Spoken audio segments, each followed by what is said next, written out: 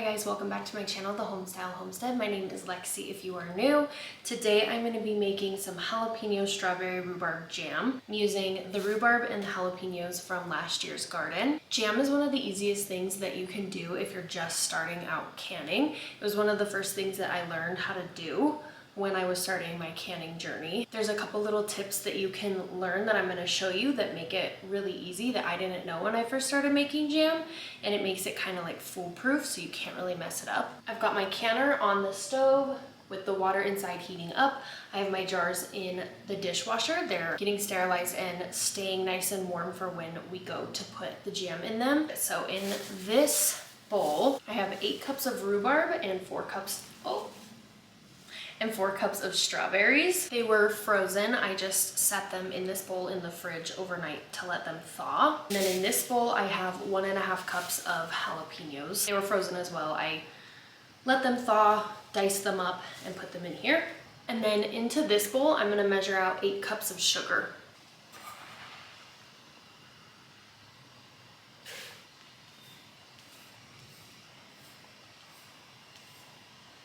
And then to my bowl of sugar, I'm gonna add just 1 package of this Strawberry Pectin. This is what will help your jam to set.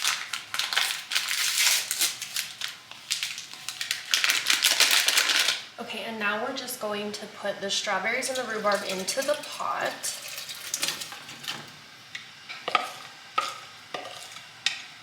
And I'm gonna turn it on high, if it will light, and I'm going to just let this come up to a boil. Okay, and then once this is boiling, I will come back. Okay, so now that this is starting to heat up, I'm gonna stir in my jalapenos.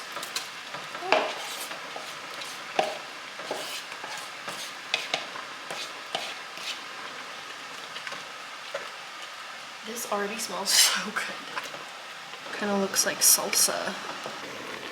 Okay, now that this is boiling, I'm just gonna add 1/2 cup of lemon juice.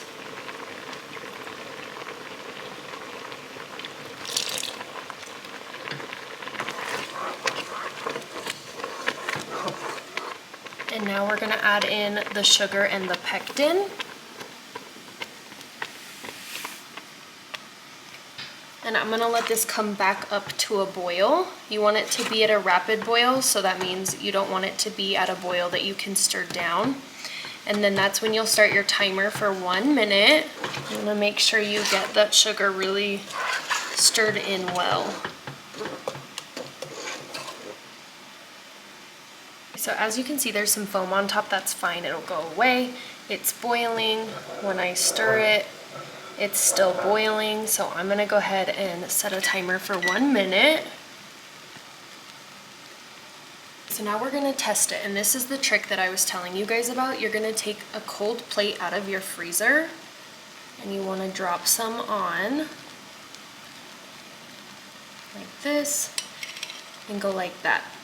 See how it's running together in the middle? That means that it's not quite done yet. So we're just going to set it for 1 more minute. Okay, I'm gonna put a little bit more on the plate. Still needs a little more time. Not much though.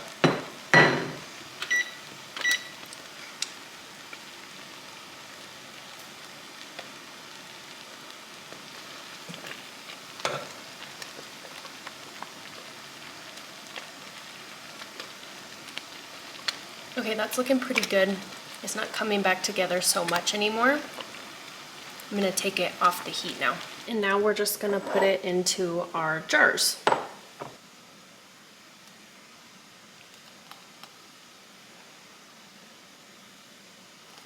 I'm gonna leave about 1/4 inch of headspace.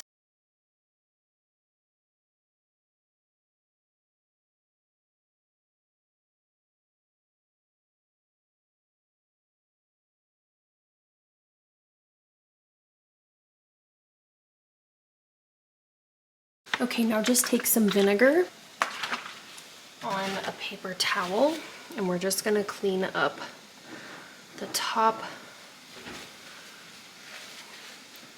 Anywhere where your jar lid is gonna seal, you wanna make sure that's clean so you can get a perfect seal. Now that all my jars are cleaned up, I'm gonna go ahead and add the lids. If you're using regular canning jars, you just wanna make sure that you do the same thing, clean with the vinegar, put your lid on in your ring, just to fingertip tight.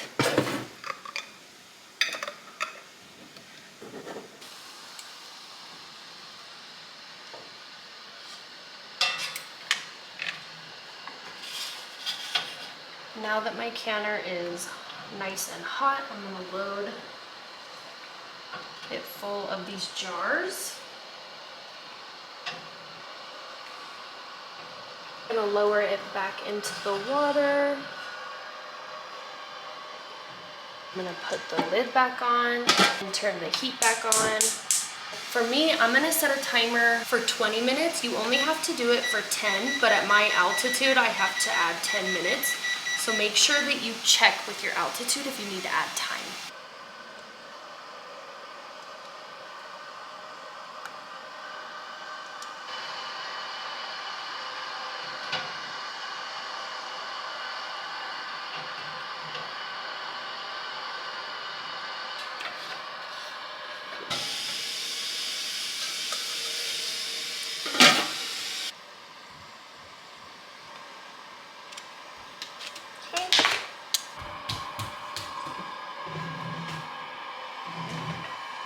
Okay, now that these are all out of the canner, I'm just gonna continue to let them cool down. One of these ones popped, which is a really good sign. That's why I love these jars.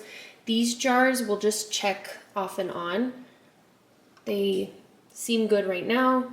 If for some reason, when you pushed on it, you could hear the metal bending, that would be a bad sign, but that's not happening on any of them. Maybe that one a little, but they still have a lot of time to cool down.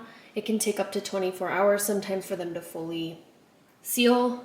With these jars, that is. These ones you'll know pretty quick. As soon as the ring comes off, that's a good sign.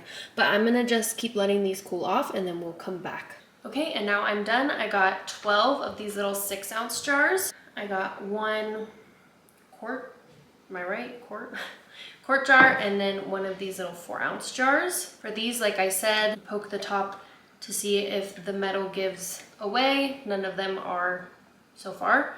And then on this jar, just grab the lid with your fingertips and just pick up. If it stays on, then you're good to go. I tasted a little bit of this when we were doing the plate test and it's so good. The mix of sweet and spicy is really unique and I think it would be really good on like cream cheese and crackers or even just on a piece of toast. Thank you so much for hanging out with me. That is it for today's video. Let me know if you give this a try and what you think of it down in the comments. Make sure to give this video a thumbs up if you liked it, and if you aren't subscribed already, I would love for you to stick around. I post videos every Friday. I do a little of everything around here. I do canning, beekeeping, sourdough, gardening, pretty much everything. So any of that interests you, please subscribe. Don't forget, Jesus loves you, and until the next one, I'll see you guys in the next one. Bye.